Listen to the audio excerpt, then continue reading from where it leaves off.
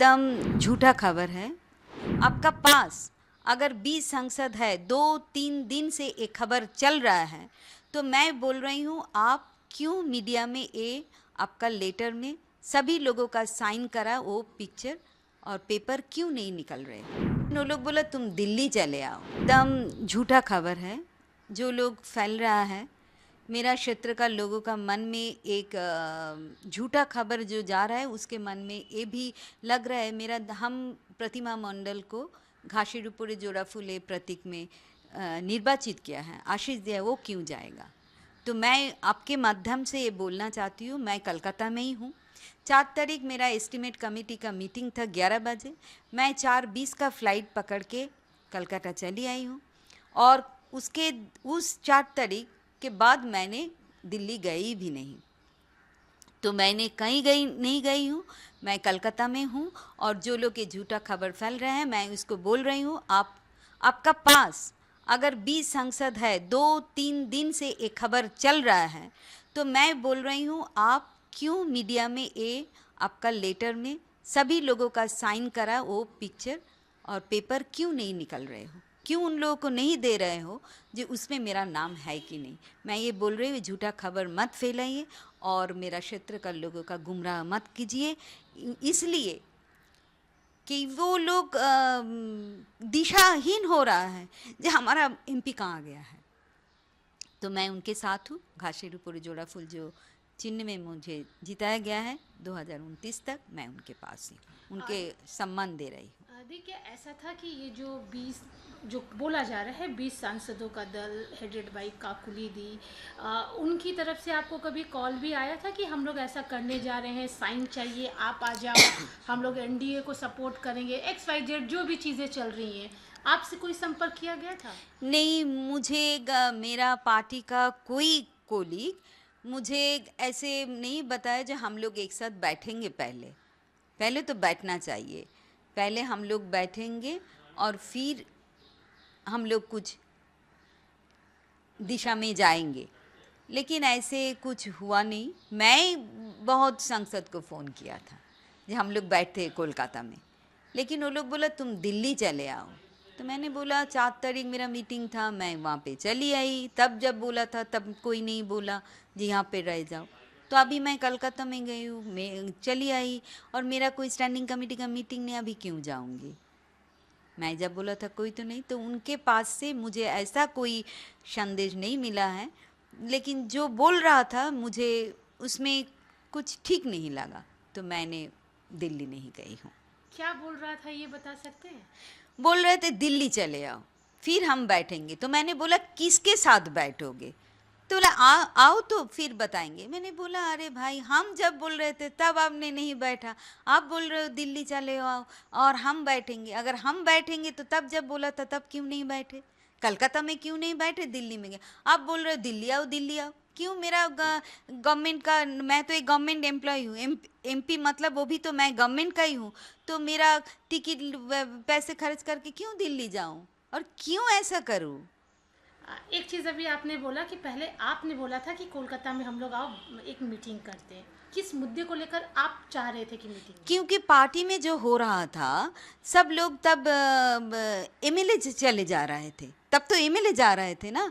तो पार्टी में क्या हो रहा है, हम लोग कैसे एक साथ रहेंगे, ममता दीदी को पास कैसे रहेंगे, तृणमूल कांग्रेस के साथ हम कैसे रहेंगे, ये तो एक बार अलग करना चाहिए था, सबके साथ ही शेयर करना चाहिए था, इसलिए मैंने बोला था। अभी जो भी आप बोल रहे, ये जो जितने भी सो कॉल्ड 20 MPs जो भी लिस्ट में हैं या जितने भी हैं, उनका ऑलमोस्ट सभी का यही कहना है कि यहाँ पे दीदी से डायरेक्ट बात नहीं हो पाती थी, अभिषेक से डायरेक्ट बात नहीं हो पाती थी। हम चाहते थे कि डेवलपमेंट वर्क हो, हम नहीं कर पा रहे थे। ये जो बीच में IPAC आ रहा था, ये जो सारी चीज़ें चल रही हैं कि how to connect face to face with दीदी, ये नहीं पॉसिबल हो रहा था। तो हमने अपना रुख ही बदल लिया कि चलो हमें तो इलाके में काम करना है, तो हम इस तरीके से जाएंगे। क्या वाकई ही ऐसा कुछ है?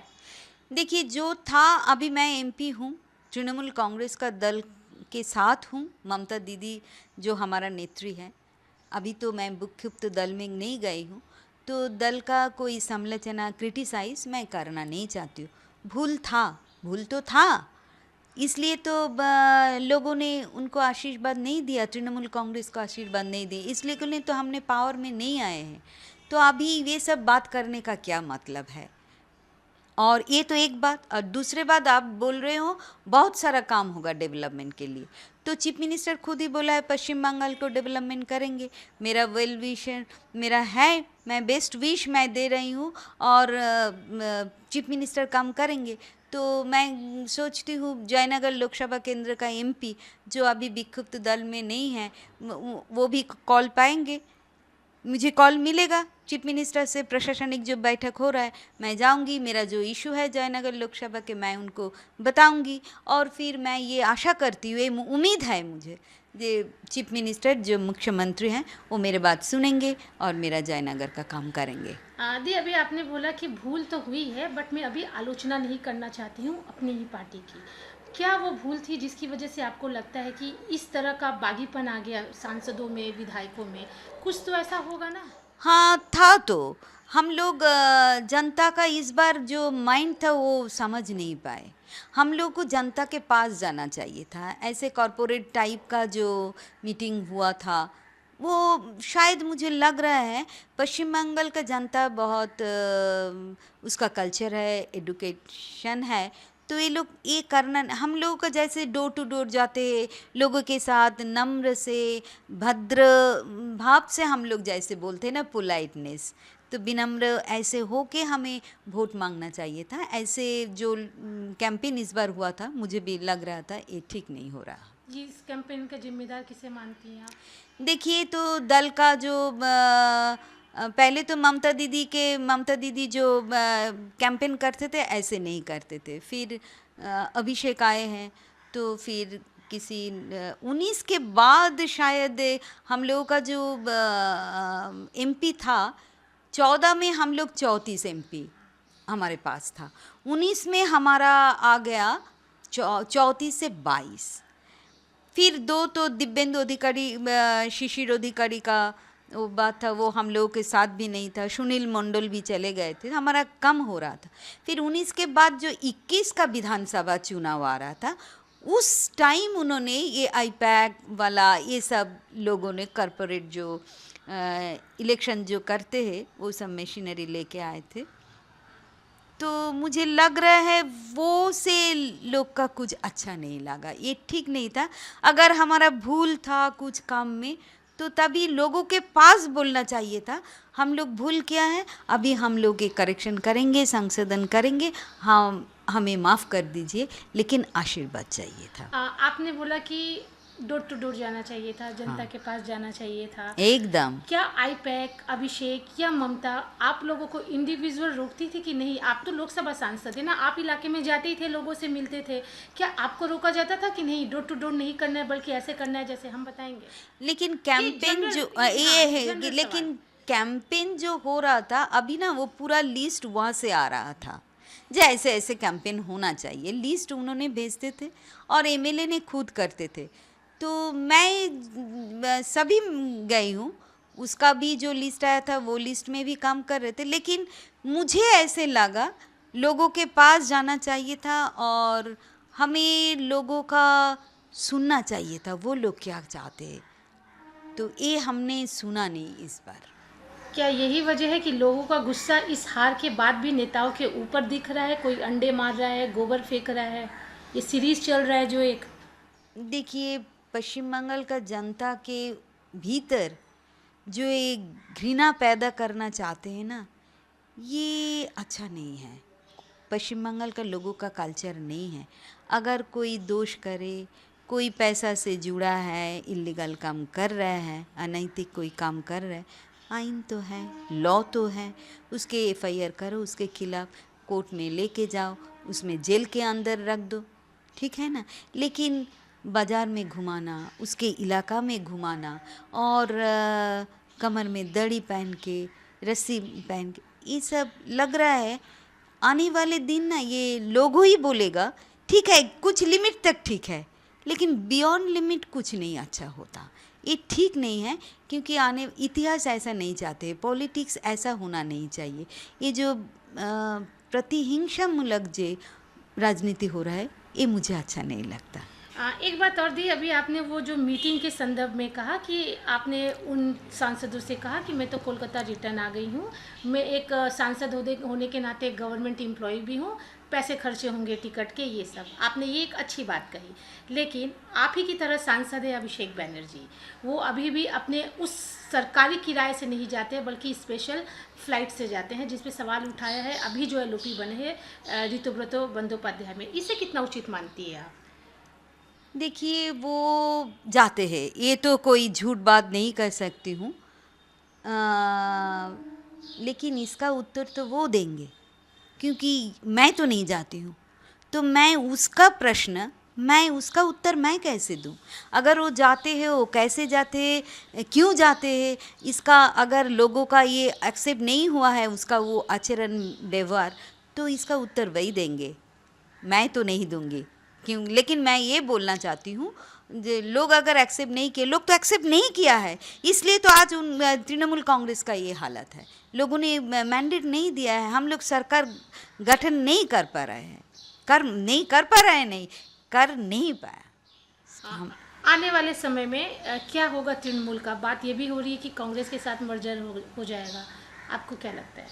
देखिए वो ये भी एक न्यूज़ चल रहा है, इसका जो सत्यता मुझे पता नहीं, क्योंकि तृणमूल कांग्रेस का नेत्री वो भी कुछ नहीं बताया है और कांग्रेस के तरफ से भी ये ऐसा कुछ नहीं बताया। जो ऐसा बात चल रहा है, जो इंडिया ब्लॉक है उस ब्लॉक का हम लोग और भी मजबूत करेंगे यही, लेकिन क्या मर्जर होगा कि नहीं होगा ये आने वाले दिन बताएंगे। बंगाल में टीएमसी का क्या भविष्य दिख रहा है आपको? अभी तो हम लोगों का हालात, ये तो झूठ नहीं कह सकते हो, हालत तो अच्छा नहीं है, क्योंकि हमारा 80 एमएलए से बहुत सारे एमएलए चले गए, तो कैसे आने वाले दिन होगा इतिहास बता पाएंगे। लेकिन ममता दीदी एक फाइटर है, ममता दीदी बुरा दिन भी देखा है, ममता दीदी अच्छे आने दिन भी देखा है।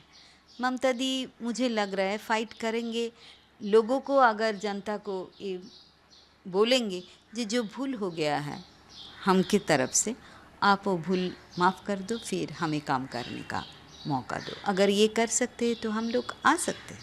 मतलब लेकिन ममता दीदी तो मान ही नहीं रही है कि वो हारी है। देखिए इलेक्शन में मुझे फैक्ट फाइंडिंग टीम के एक हेड बना के कुछ ज़िले में भेजे थे। मैं बीरभूम गई हूँ, मैं पूर्व बर्धमान गई हूँ, हुगली, चुचुड़ा, आरामबाग सब गई हूँ।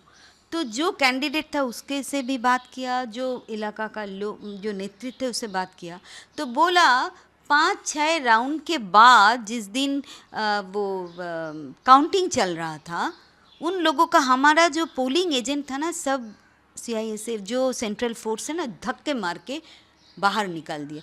कोई तब 1000 से वोट से हम लोगों का जीत हो रहा था। तो अगर ये मैं उनसे सुनी हूँ और सभी जगह यही सुन रही हूँ, तो अच्छे तरह से तो इन्होंने जीता नहीं है, कुछ तो हुआ है काउंटिंग। हम लोग और भी सीट जीत सकते थे, और भी सीट, मेरा जो 80 हम लोग तो 134 और 40 तो आ ही सकते थे, क्योंकि लोगों ने हम लोगों का वोट दिया है। ये क्योंकि 1000 का मार्जिन है, 2000 का मार्जिन है, 5000, तो मामूली बात है। अगर काउंटिंग हम लोग का एजेंट वहाँ रह सकते थे तो हम लोग का पूरा पिक्चर आ जाते थे। ये लोग हम लोगों का साथ तानाशाही किया, हम लोग को निकाल दिया एजेंट को। तो मुझे लग रहा है ममता दीदी का वो बात भी थोड़े हद तक सही है। आदि राज्यसभा के सांसदों का आपकी पार्टी का लगातार इस्तीफा जारी है। आज प्रकाश सिंह बारिक ने भी इस्तीफा दे दिया, इसके पहले सुष्मिता देव और सुखेंदु दा ने भी दे दिया है। सुष्मिता देव तो 2 टर्म ममता दीदी के साथ आराम कर लिया, एंजॉय कर लिया। हेमंत बिश्व शर्मा को उसने कितना गाली दिया, त्रिपुरा में जाके बोला हमारे तृणमूल, अभी उनका लग रहा है वही हेमंत शर्मा के पास जाके वो मीटिंग कर रहे हैं। कल मीडिया से देखा, इन लोगों का पॉलिटिकल कैरेक्टर कैसे है, क्यों जा रहा है, ये लोग बोलेंगे, आने वाले दिन बोलेंगे क्यों जा रहा है।